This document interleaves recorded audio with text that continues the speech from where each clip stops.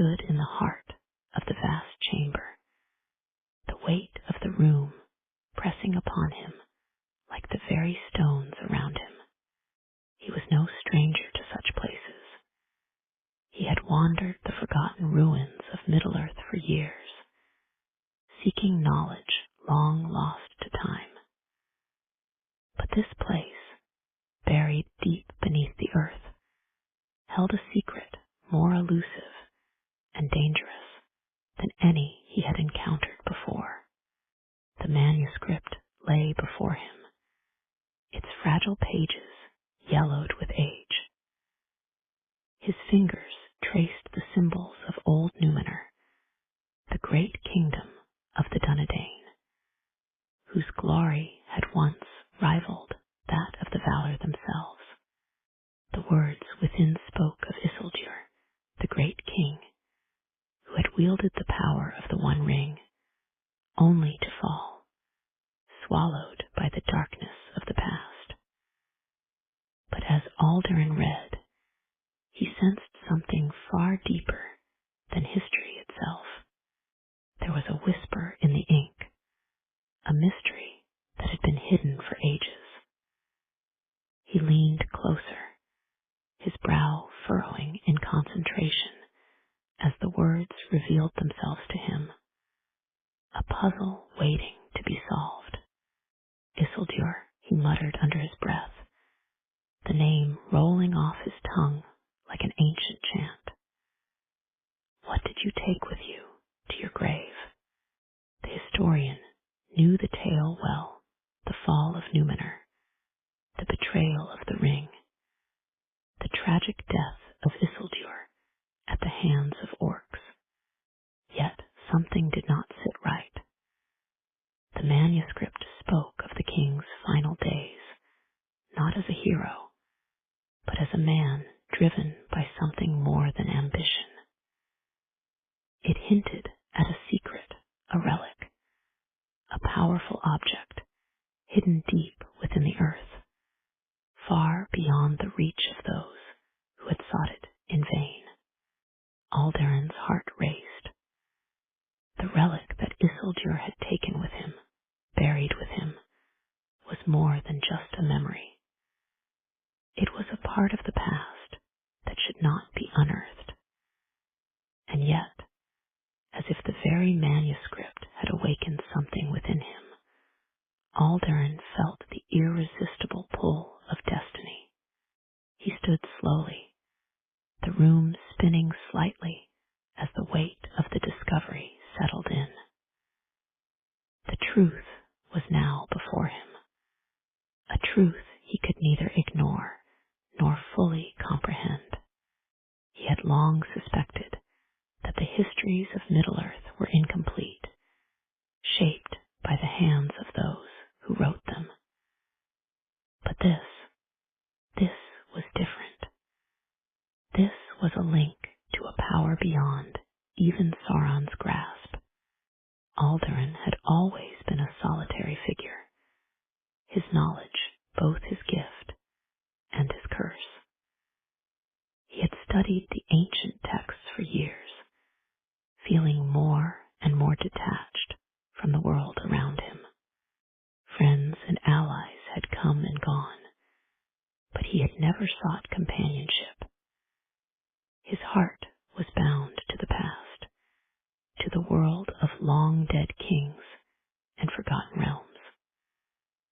But this discovery was a reminder that even the past could have its consequences. He closed his eyes for a moment, allowing the silence of the chamber to settle around him. In his mind, the ancient cities of Numenor rose again, immense towers of stone and glass, shining in the light of a sun long extinguished. But now those cities were no more than dust and ruin, swallowed by the sea. Isildur's legacy, too, had been buried beneath the weight of history, forgotten and misunderstood. Yet the relic, Aldurin could not shake the feeling that the relic held the far greater. As he turned to leave, his eyes caught a glint of metal among the ruins of the chamber. A small, golden ring lay half buried beneath a pile of ancient scrolls. His heart skipped a beat as he knelt to retrieve it. It was not the one ring, he could tell that much, but it was undeniably old, crafted with the finest skill of Numenor. The intricate engravings on its surface seemed to pulse with a subtle energy, as though the ring itself held a secret, waiting to be unlocked. Alderin's fingers trembled as he held it up to the light, the ring gleaming in the dim glow of the chamber. Was this the relic? The one Isildur had hidden away, fearing its power? Or was it something else entirely, a clue, a part of a larger puzzle that had yet to be solved? The silence stretched around him as he pondered the implications. The ring, the manuscript, the hidden truths, everything was connected. He was sure of it. The question was, where would it lead him? He rose to his feet, clutching the ring in his hand. A sense of urgency flooded him.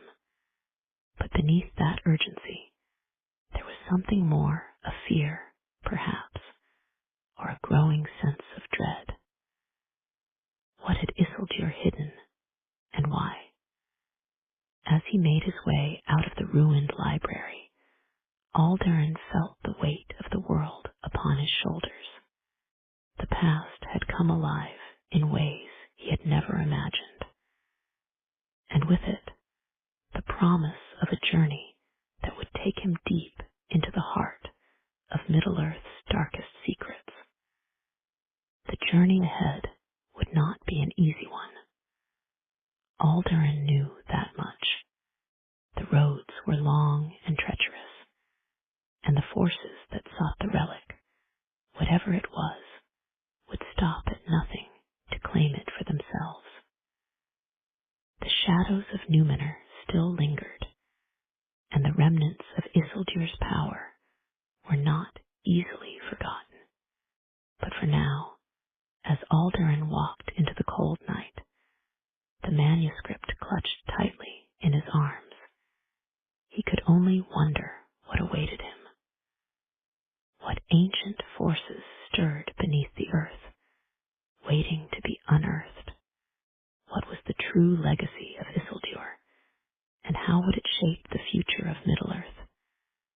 The answers, he knew, were far from simple, but they were out there, waiting, and Alderin would find them, no matter the cost. As he walked further into the night, the winds picked up, rustling the leaves in the trees. A strange sound, almost like a whisper, reached his ears. He stopped, glancing around, but saw nothing. The chill of the air seemed to deepen, a presence lurking just beyond his senses. For a moment, Alderin hesitated. Was it simply the wind, or was it something more? Something watching, waiting for him to make the next move. With a steady breath, Alderin pressed on. The road ahead was long, but the echoes of Numenor were calling, and he would follow them wherever they led. The wilderness of Eriador stretched out before them, a dark, untamed land that whispered of forgotten things. The trees, their trunks gnarled and ancient, stood as silent sentinels, while the underbrush rustled with unseen creatures, disturbed by the heavy footfalls of Alderin and Calinar. The air was thick with the scent of damp earth, a reminder of the long-forgotten places they sought to unearth. Every step they took seemed to echo with the weight of their journey, the weight of history itself. Callender walked slightly ahead, his gaze sharp, his every movement deliberate. Alderin followed, his thoughts swirling with the manuscript's revelations, the cryptic hints of an ancient power that Isildur had hidden long ago. It was said that the ring of the Dunedain, a relic of immense power, had been buried with Isildur in a tomb hidden deep within this wilderness. That was the prize they sought. Yet, with every passing hour, the feeling of being watched grew stronger. There was something here, in this ancient forest, that did not wish to be disturbed. "We are close," Callender said, his voice low, almost a whisper. His eyes were scanning the landscape, alert for any sign of danger. "I can feel it." Alderin nodded, but did not reply. His mind was occupied with the thought of the artifact. The ring. It was said to be a key one that could unlock the hidden legacy of Numenor, and perhaps change the very fate of Middle-earth. But with it came a danger, one that he did not fully understand yet. They descended further into the dense woods, the canopy overhead thickening, as if to protect them from what lay ahead. After what felt like an eternity, they came upon a clearing, the ground disturbed, as though it had been recently disturbed by those who sought to keep its secrets. In the center stood an ancient stone archway, its edges worn smooth by the passage of time. Beyond it lay a crumbling tomb, its entrance guarded by broken statues of forgotten kings. "We found it," Alderin said softly, his voice reverberating in the stillness of the forest. He stepped forward, drawn toward the tomb, though something in his gut urged caution. Callender's eyes narrowed, and he reached out, grasping Alderin's arm. "Stay alert," he warned. "We're not the only ones seeking this tomb." Alderin's brow furrowed, but he did not argue.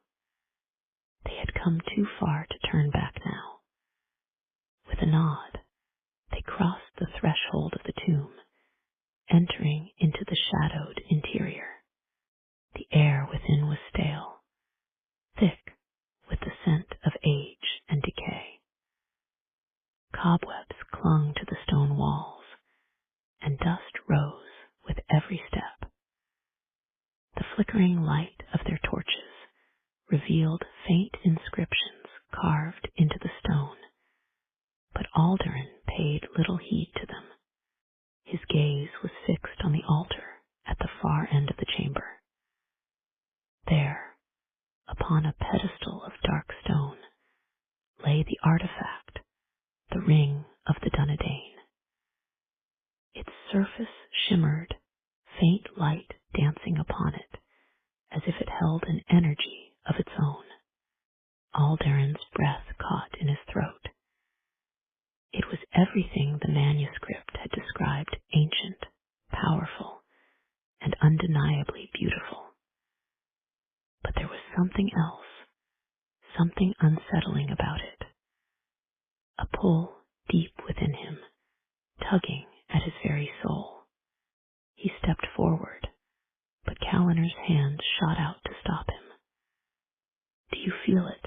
Callender asked, his voice thick with tension. "The ring, it is not just an object of power. It is something more, a force dark and insidious." Alderin nodded, his gaze fixed on the ring. "It calls to me," he admitted, his voice quiet, almost as if he feared the artifact could hear him. He extended his hand toward the ring, but Calliner grabbed his arm firmly. "You must resist," Calliner urged, his voice tense with a warning. "I've seen its pull before. It has claimed men far wiser than us. It will not let you go without a price." Alderin's eyes locked with Calliner, and for a moment, time seemed to stretch between them. There was a flicker in Calliner's eyes, an old pain, an old regret that Alderin could not place. "Why do you fear it so, Calliner?"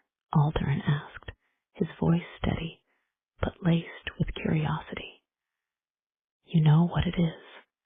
You know its history."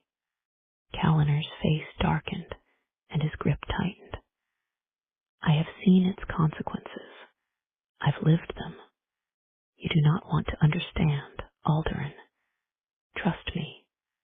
Alderin hesitated for a moment longer, and then, without further words, he pulled his arm free from Calliner's grasp. He reached out, his fingers brushing the cool surface of the ring. The moment he touched it, a surge of cold energy ran through him, filling him with an overwhelming sense of power, but also dread. The vision came as if summoned Isildur, standing in the dark, the ring heavy in his hand, his face twisted in anguish, his eyes wide with the horror of what he had done. Alderin gasped, stumbling back as the vision faded. The ring in his hand seemed to pulse, as though it were alive, but Calliner was there, his hand on Alderin's shoulder, shaking him from the trance. "We must leave," Calliner said, his voice urgent. "The darkness grows stronger here. The tomb was meant to keep this cursed thing hidden." Before Alderin could respond, there came a noise, soft at first, but growing louder. The ground beneath their feet trembled, and the sound of footsteps, heavy and deliberate, echoed through the tomb. Alderin turned, his heart racing. He saw them, figures cloaked in shadow, their eyes glowing with a malevolent light. "They're here," Alderin whispered, the realization hitting him like a thunderclap. "Sauron's servants," Calliner cursed under his breath. "We must leave now." The figures drew closer, their forms becoming more distinct as they emerged from the shadows. They were not men nor orcs, but something darker creatures that had once served Sauron, bound by ancient oaths to guard his power, even in death. Alderin clutched the ring tightly in his hand, feeling the pull of its power. For a moment, he considered slipping it on, embracing the force it offered. But then he remembered the look in Calliner's eyes, the warning that had lingered between them. With a final glance at the ring, he dropped it onto the stone pedestal. As if sensing its release, the shadows seemed to writhe, but the tomb fell silent. The dark figures stopped in their tracks, their glowing eyes fixated on the ring, now inert. Calliner wasted no time. "Now," he shouted.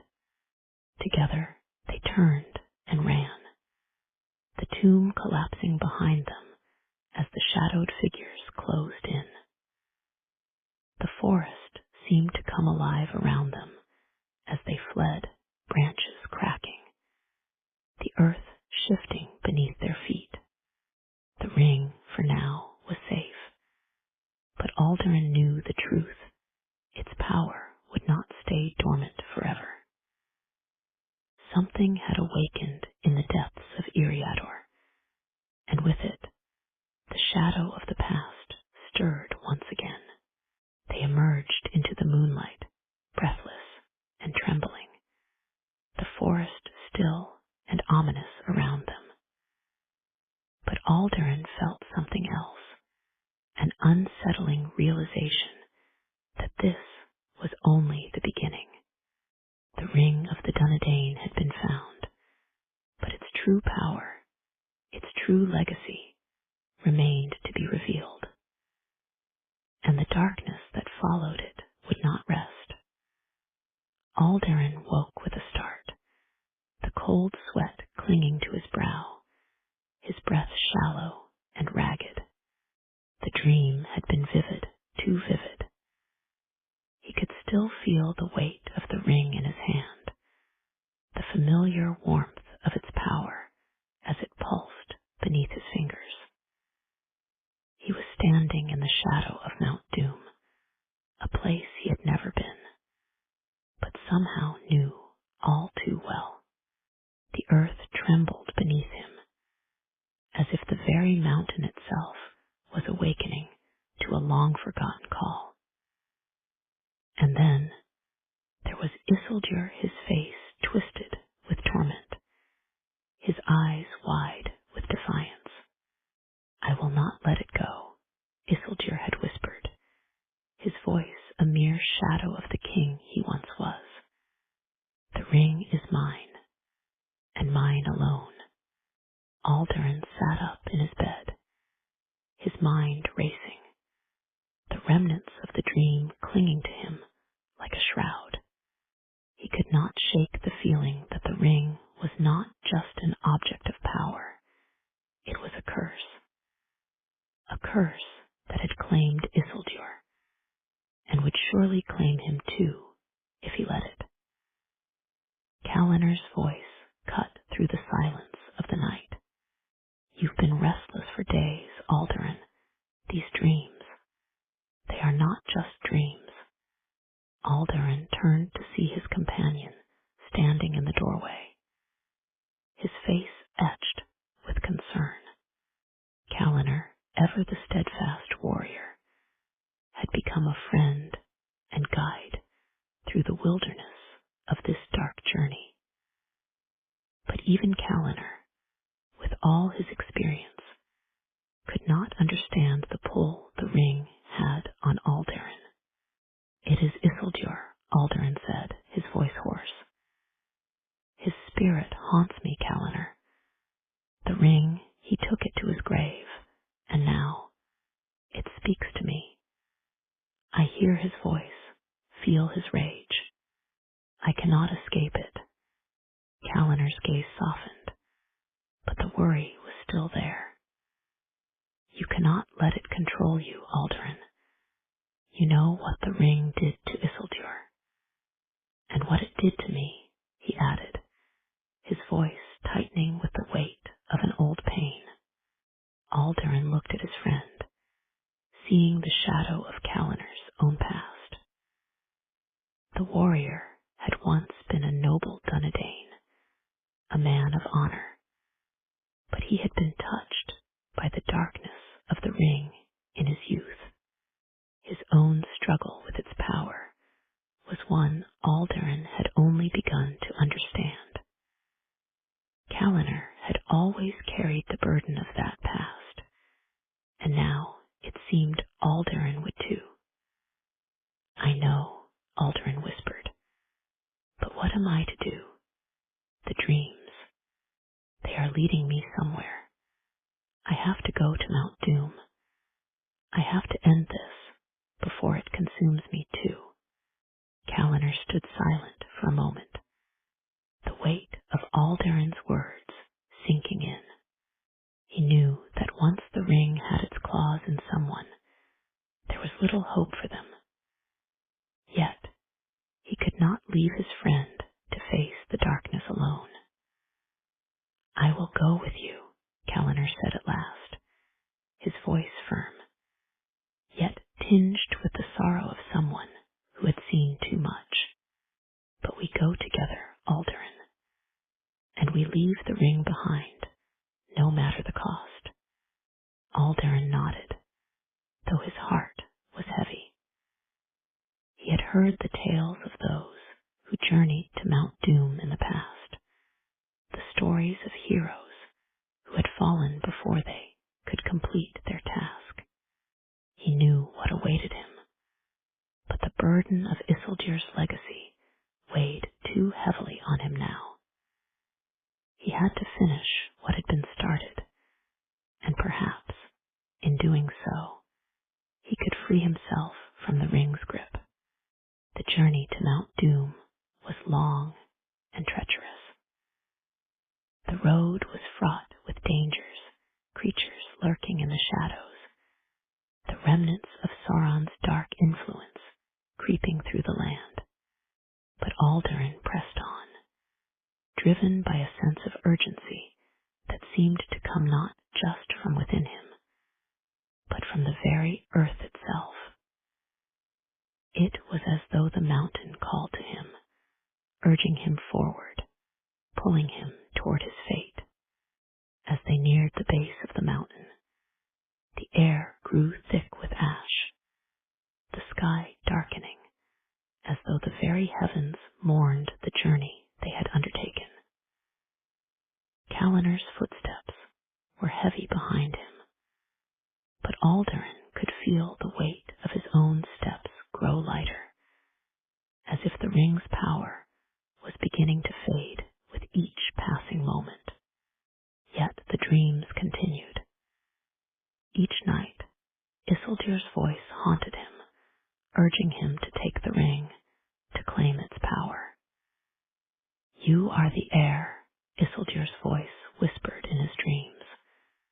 "The ring belongs to you. Take it, and you will be king. You will restore the glory of Númenor." Aldurin shook his head, the words echoing in his mind. He could not succumb. He would not. And yet, when they reached the peak of Mount Doom, standing on the precipice of history itself, Aldurin felt the pull of the ring once again. It beckoned him, calling to him from within the folds of his cloak. Calinor stood beside him, his face grim. "Do you hear it?" he asked, his voice barely a whisper. Aldurin nodded, his heart pounding in his chest. "Yes," he replied, his voice strained. "It calls to me, but I will not answer." Together, they approached the edge of the fiery chasm, the molten lava churning below them. The air was thick with the smell of sulfur, and the heat of the flames seemed to burn Aldurin's skin. The ring, still clasped in his hand, seemed to pulse with an energy all its own, and Aldurin could feel its weight, its power, pressing down on him. "This is it," Aldurin said, his voice trembling. "The end. I must destroy it." Calinor placed a hand on his shoulder, his grip strong. "You have made the right choice," he said quietly. But as Aldurin stepped forward, the ground trembled beneath them, and a shadow fell across the land. From the depths of the mountain, dark figures emerged, followers of Thalion, the corrupted Dunedain who had sought the ring for himself. Their eyes burned with a malevolent light, and their presence filled the air with a suffocating darkness. "You will not destroy it," Thalion's voice echoed, cold and cruel, from the shadows. "The ring is mine. It was always meant to be mine." Aldurin's heart raced as Thalion stepped into view, his once noble face now twisted by years of corruption and greed. The dark power of the ring had taken him, just as it had taken Isildur before him. cannot have it